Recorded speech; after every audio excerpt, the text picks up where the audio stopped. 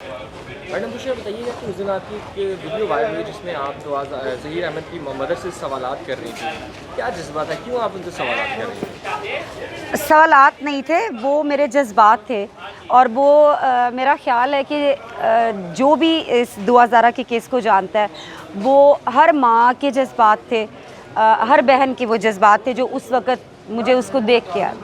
तो वो मुझे लगा कि मुझे ये चीज़ें इनसे पूछनी चाहिए कि अपने बेटे के ऊपर बात आई है तो आप फ़ौरन से मतलब तड़प उठी हैं।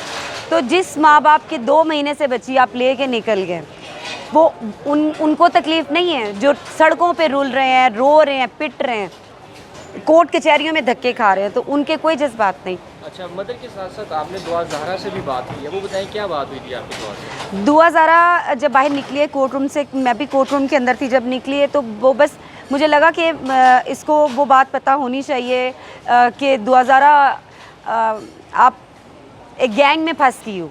ये मैंने उसको बोला था कि दुआ ज़ारा आप गैंग में फंस गई हो, तो ये बहुत बड़ा गैंग है। तो वो मुझे था कि मैं ये चीज़ ना उस तक पहुंचाऊं, तो वो इसलिए फिर मैं शाउट होके बोल रही थी। आपको खौफ वगैरह नहीं आया? नहीं, खौफ किस बात का?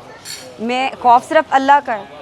अगर खौफ होता तो मुझे इतने थ्रेट्स मिल रहे हैं, इतनी मुझे धमकियां दी जा रही हैं मारने की, और एक हमारे मुल्क के बड़े नामवर शख्सियत है, उनका नाम इस्तेमाल किया जा रहा है और उनका नाम इस्तेमाल करके मुझे जो है वो धमकियां दी जा रही हैं। आपने कुछ वीडियो भी रिवील की है, उस बारे में बताइए कि वो आप कहाँ गई थी, आपने कैसे बनाई होगी? वो जहाँ पे ज़हीर रहता है ना, रहता था रेंट पे, तो वहाँ पे फिर मैं गई थी और वहाँ पे जो मेरे इलाके के वहाँ पे लोग थे वो, और अभी मेरी एक और वीडियो आने वाली है, वो ज़हीर का बहुत करीबी रिश्तेदार है।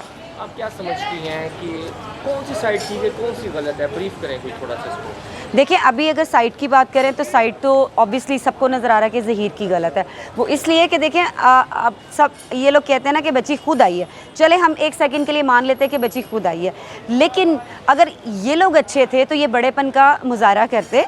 इसकी अगर बच्ची आ गई थी तो इन ज़हीर की वालदा को चाहिए था कि वो कॉल करते और वो कहते कि आपकी बच्ची हमारे पास आ गई है, आप यहाँ पे आई हैं, हम आ जाते हैं।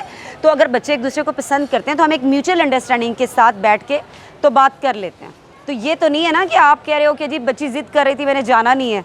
तो बच्चे तो बड़ी ज़िद करते हैं, बहुत बहुत कुछ कहते हैं, तो इसका मतलब ये तो नहीं कि हम बच्चों की ज़िद मान लें। फिर एक चीज़ मुझे और बड़ी तकलीफ़ दे रही है कि देखें, दुआ ज़ारा का इंटरव्यू आ रहा है, लोग फ़ख्र से कह रहे हैं कि पहला इंटरव्यू मेरे चैनल पे मैंने लिया, मेरे चैनल ने पहला इंटरव्यू लिया। तो मुझे ये बताएं कि जो माँ बाप हैं जो तड़प रहे हैं अपनी बच्ची के लिए, मिलने के लिए, बात करने के लिए, उनका हक़ नहीं है, वो यूट्यूबर्स का हक़ है क्या? जो इंटरव्यू करने जा रहे थे और बड़े फ़ख्र से वहाँ पे बैठ के दुआ ज़ारा के जो वालिदैन थे उनकी तज़हीक की गई, उनका मजाक उड़ाया गया, तो क्या उस वक़्त ये नहीं था कि अगर वो भी बड़ेपन का करती मुज़ाहरा, तो वो इनके वालिदैन को कहती आए हम आपकी मुलाकात करवाते हैं, बैठें, कोई इस चीज़ का सलूशन निकालते हैं।